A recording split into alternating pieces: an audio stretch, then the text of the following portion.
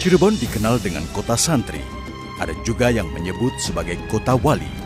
Cirebon memang sudah identik dengan makam Waliullah Sunan Gunung Jati. Begitu juga Cirebon identik dengan pondok pesantren. Sebut saja Kempek, Ciwaringin, Gedongan, Buntet, Benda Kerep, dan lainnya. Di kota inilah Said Akil Siroj dilahirkan, tepatnya di Desa Kempek, Kecamatan Gempol, Kabupaten Cirebon. Lahir pada tanggal 3 Juli 1953 di Komplek Pesantren Kempek, Cirebon. Ayahnya, Kiai Akil Siroj, adalah guru ngaji masyarakat setempat sekaligus pengasuh pesantren. Sedangkan sang ibu, Nyai Afifah, juga guru ngaji. Di pesantren inilah Said Akil kecil menghabiskan masa remajanya sambil belajar ilmu agama di bawah bimbingan langsung ayahanda.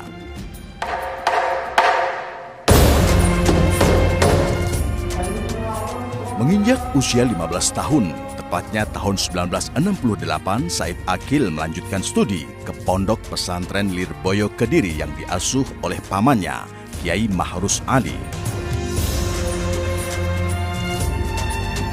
Di Lirboyo, Said Akil memperdalam gramatika Arab serta usul fikih. Kiai Mahrus Ali adalah guru yang memberi pengaruh besar pada diri Said Akil. Fa utawi li mubtada iku khobar opo li fa'ilin wa naibih dhohar wa ing li maf'ulin bihi krono li maf'ulin li ajlihi wa ing dalem dhorof serta li maf'ulin ma'ah wa kang sifah silatu mausulin kadha mithlu sifah wa mutlaqul maf'uli fihi kelawan kadha kabaul jarri fatlu bil bayan apane li tamyizi hale halu fajtahidu bil hifdhi ya rijalu.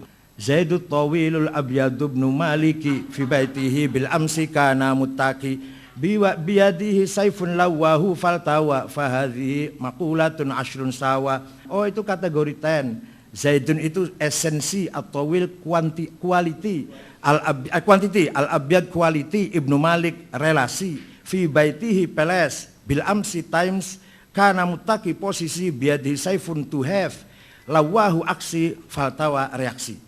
Itu Syekh Ahmad Zaini Dahlan yang bikin kitab Ja'a Zaidun, gurunya Syekh Muhammad Nawawi Banten dan Syekh Ahmad Khotib Sambas. 4 tahun belajar di Lirboyo, Said Akil melanjutkan kelananya menuju Yogyakarta. Di kota pelajar, Said Akil studi di Fakultas Sastra Arab Universitas Islam Negeri Sunan Kalijaga. Karakternya sebagai santri mendorong Said Akil untuk nyantri di pesantren Krapyak asuhan Kiai Ali Maksum.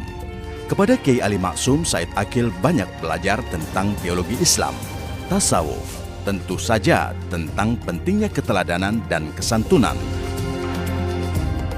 Rupanya Yogyakarta belum memenuhi dahaga ilmunya.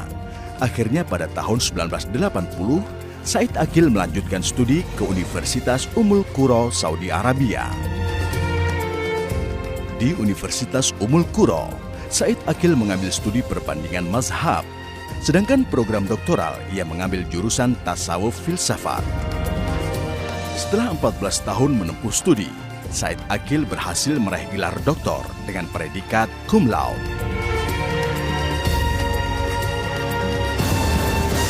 Dua karya ilmiah yang ia hasilkan, pertama, surat-surat perjanjian lama dan pengaruhnya terhadap agama Kristen. Karya kedua, relasi Allah dengan alam semesta, perspektif tasawuf filsafat. Dua karya tersebut menempatkan Said Akil sebagai pakar kajian agama-agama. Kalau Mu'tazilah mengatakan Allah nggak punya sifat. Tapi kalau punya sifat, sifat Allah itu qadim apa hadis? Kalau hadis mustahil, zatnya qadim kok sifatnya hadis.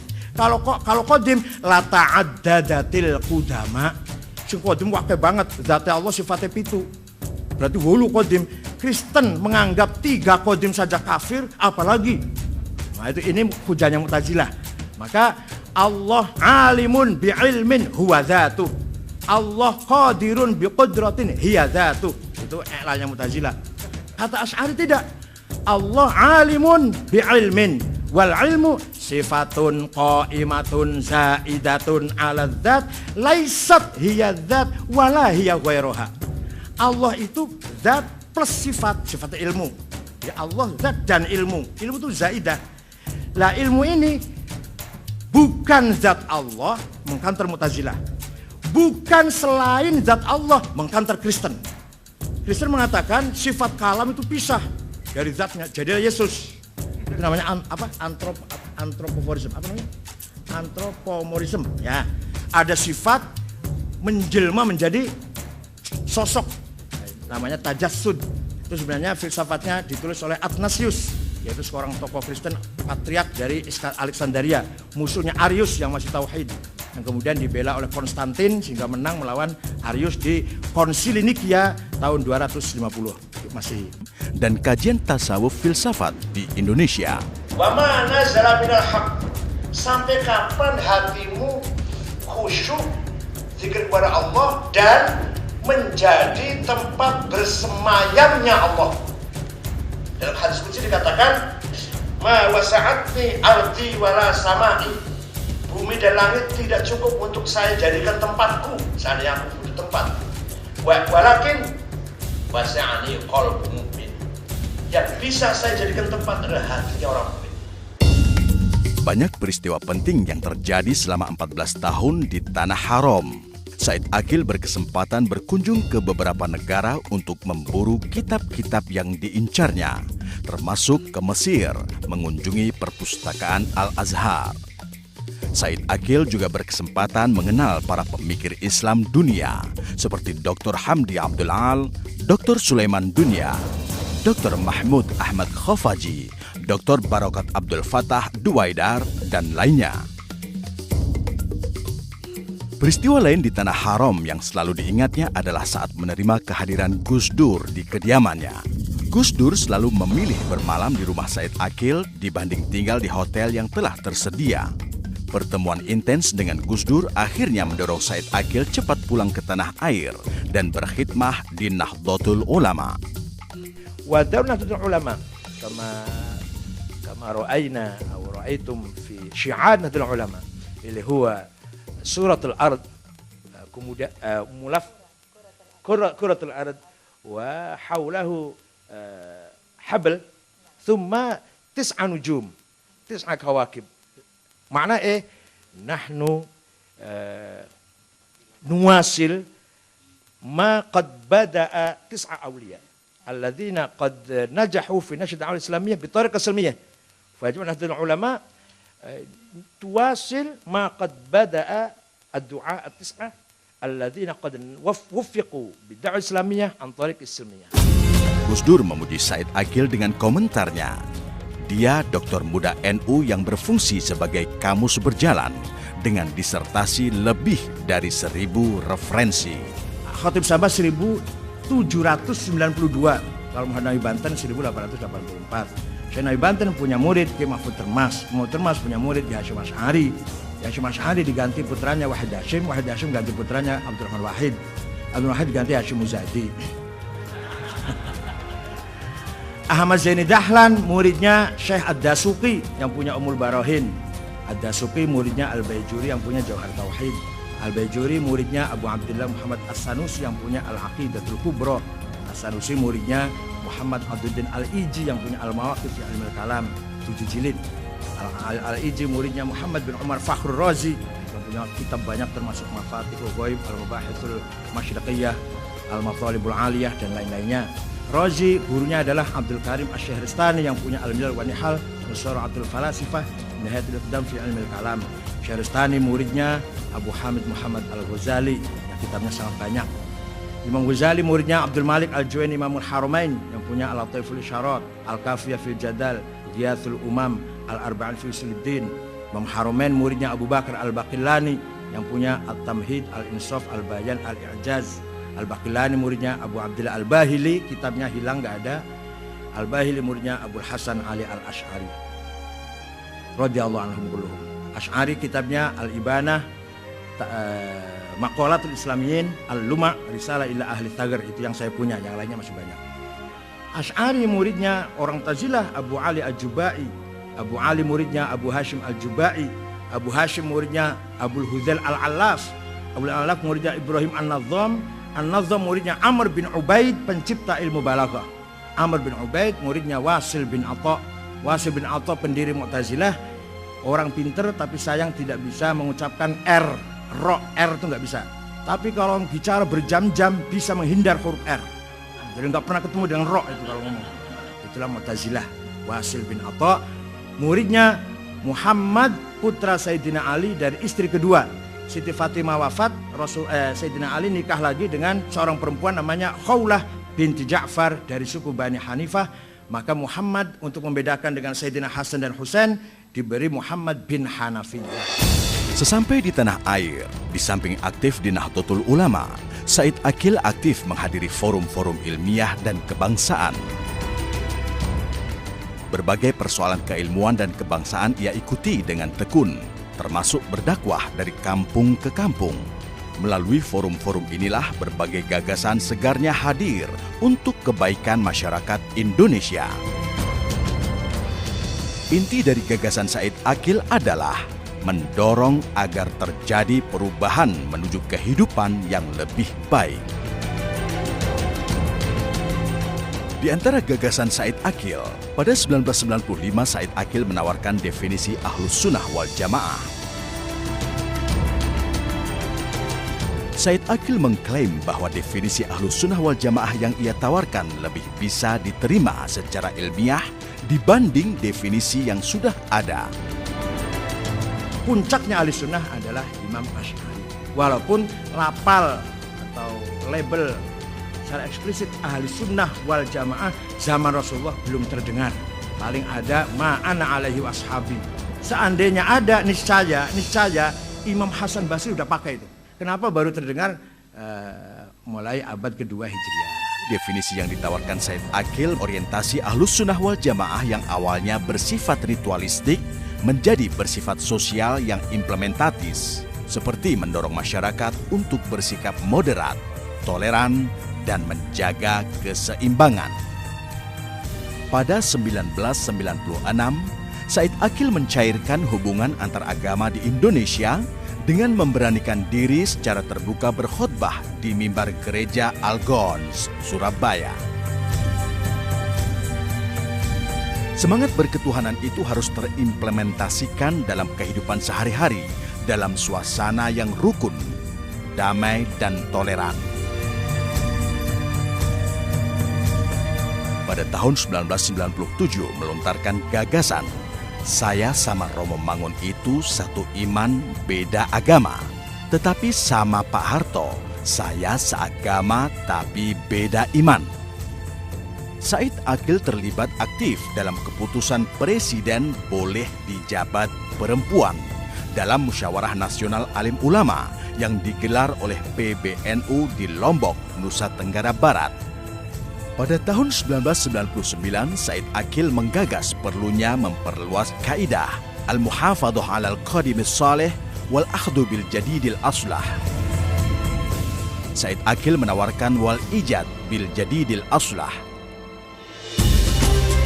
Saatnya tidak lagi berkutat pada persoalan imitasi, reproduksi, meniru, tapi sudah waktunya untuk berinovasi, berkreasi, produksi, menghasilkan karya orisinal untuk masyarakat. Pada 1999, Said Aqil terlibat aktif dalam keputusan NU menolak konsep khilafah sebagai sebuah sistem bernegara. Ru'yah internasional tak perlu diterapkan kepada Muslim di Indonesia. Islam telah memberi otoritas kepada para kiai Indonesia bersama pemerintah untuk menentukan sendiri teknis beribadah. Kondisi Muslim Indonesia yang sudah mapan, ahlul haq, adalah garansi untuk menolak model khilafah. 2012, Said Aqil terlibat dalam keputusan NU tentang konsep sanksi hukum bagi koruptor. Koruptor, hukumnya koruptor apa? Nah ini, yang membangkrutkan ekonomi, yang menghancurkan ekonomi, yang bisa mengakibatkan negara ini bangkrut, harus dihukum mati. Innama jazaa'ul ladzina yuharibuna Allah wa rasulahu wa yas'auna fil ardi fasada. Orang yang berbuat kerusakan mengakibatkan negara itu hancur, ayyuqattalu, dibunuh. aw yusallabu disalib, aw tuqatta aydihim wa arjuluhum min khilaf, atau dua tangan dua kakinya dipotong, aw yunfau minal ardh, atau dibuang dari luar bumi ke laut sana, buang ke laut sana. Money politik dan bom bunuh diri. Pada 2004, Said Akil terlibat dalam keputusan NU yang melarang legalisasi tempat prostitusi. Legalisasi prostitusi adalah salah satu bentuk trafficking yang dilarang Islam. Pada tahun 2006, Said Akil ikut aktif memutuskan larangan perdagangan manusia. Trafficking harus diberantas dan manusia harus mendapat perlindungan agar tidak terjadi eksploitasi yang merampas hak-hak dasarnya. Pada tahun 2010, Said Akil melontarkan gagasan kembali ke pesantren. Menurut Said Akil, cita-cita Nahdlatul Ulama adalah menjadikan Indonesia lebih baik. Dan hal itu bisa dilakukan dengan cara mengangkat nilai dan norma pesantren hingga menjadi perilaku bangsa Indonesia. Justru pesantren di Indonesia mendidik para santrinya agar betul-betul memahami Islam, akhlak, Islam, peradaban. Karena Islam itu bukan hanya akidah dan syariah saja, bukan hanya mengajarkan rukun iman 6, rukun Islam 5 saja, tapi Islam adalah dinul ilmi wal thaqafah, dinul adabi wal hadarah, dinul taqaddum wal madaniyah. Islam juga mendorong umatnya agar berilmu, cerdas, beradab, berbudaya, berprestasi. Itu Islam. Bahkan kalau kita lihat Al-Quran, hanya 5% ayat Quran bicara syariah, selainnya bicara akhlak. Kembali ke pesantren adalah menyadarkan kembali diri kita untuk secepatnya meneladani kehidupan pondok pesantren.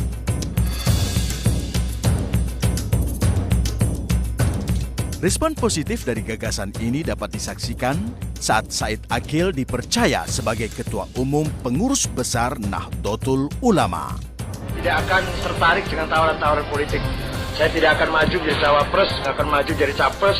Kalaupun siapapun yang mengajak, alhamdulillah dipercaya amanat menjadi Ketua Umum NU sudah di atas segalanya menurut saya. Pada 2012, melalui semangat Khitoh Indonesia 1945, Said Akil terlibat dalam keputusan NU tentang penyelamatan pendapatan negara dari sektor pajak. Termasuk mendorong pemerintah dan DPR agar melakukan kajian kembali terhadap sistem pemilihan langsung untuk gubernur, bupati, DPRD provinsi dan kabupaten, karena dalam pelaksanaannya telah menimbulkan mafsadah yang mencemaskan. Atas komitmennya mendorong terjadinya perubahan, Said Akil dianugerahi beberapa penghargaan. Pada tahun 2012, Republika menganugerahi Said Akil sebagai Tokoh Perubahan 2012. Said Akil Siroj, Ketua Umum PBNU. Kiai Haji Said Akil Siroj ini rajin membicarakan kebangsaan dan kebinekaan di berbagai forum pesantren maupun forum umum.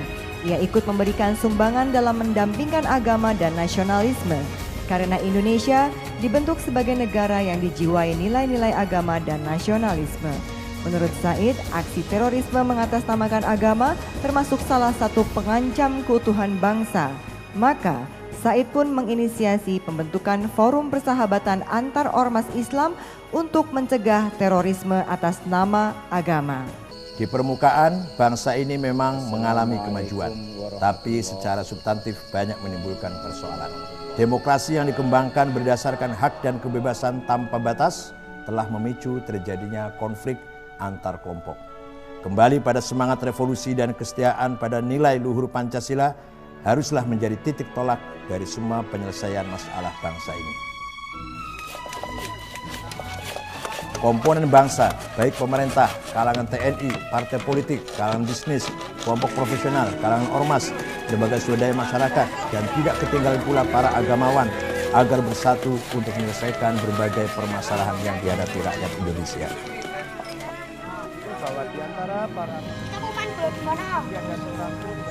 Kemajuan bangsa ini hanya bisa diperoleh bila bangsa ini mempunyai rasa percaya diri dan bangga dengan tradisi budaya sendiri.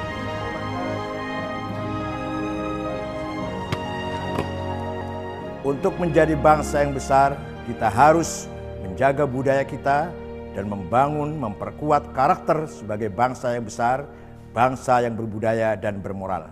The Royal Islamic Strategic Studies Center Jordania menganugerahi Said Aqil sebagai tokoh utama ke-19 di dunia.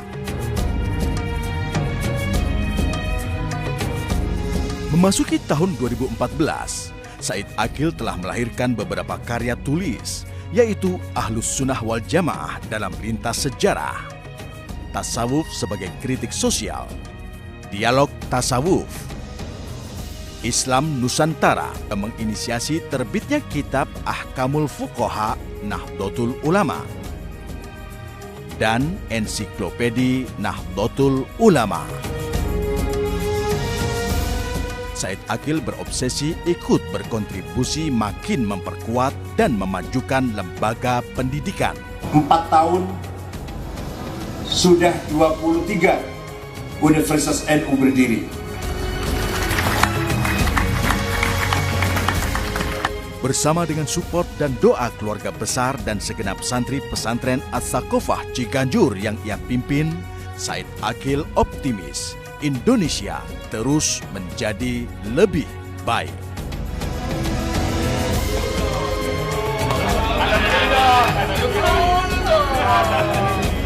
Wassalamualaikum warahmatullahi wabarakatuh.